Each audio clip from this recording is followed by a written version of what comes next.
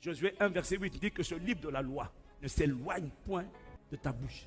Ça veut dire qu'il faut que tu sois capable de proclamer le livre de la loi.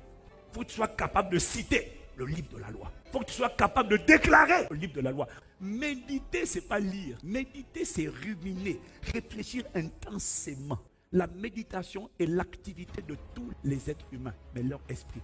De la même manière que le corps des hommes mange, l'esprit de tous les êtres humains médite.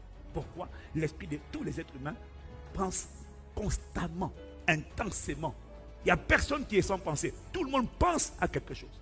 Si tu sais t'inquiéter, tu sais méditer. Chaque esprit mange. La question c'est, est-ce que ce que tu manges est choisi ou est subi? Est-ce que ce que ton esprit mange au quotidien?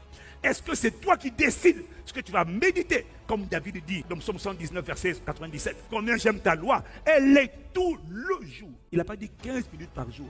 On ne médite pas 15 minutes par jour. On peut lire 15 minutes par jour, mais on doit méditer tout le jour. On doit réfléchir, penser, ruminer, décortiquer la parole de Dieu, la prendre dans tous les ans. On doit faire ça tout le jour. Les gens qui méditent ne sont pas des gens qui n'ont pas de problème. Les gens qui méditent sont des gens qui font le choix de choisir ce que leur esprit va manger. Il ne va pas manger en fonction de l'actualité personnelle ou de l'actualité extérieure, mais il décide de manger la parole de Dieu. C'est toujours intentionnel. Et je veux que tu saches que même quand on a des problèmes, on peut choisir de méditer la parole de Dieu. La clé, c'est que tu médites.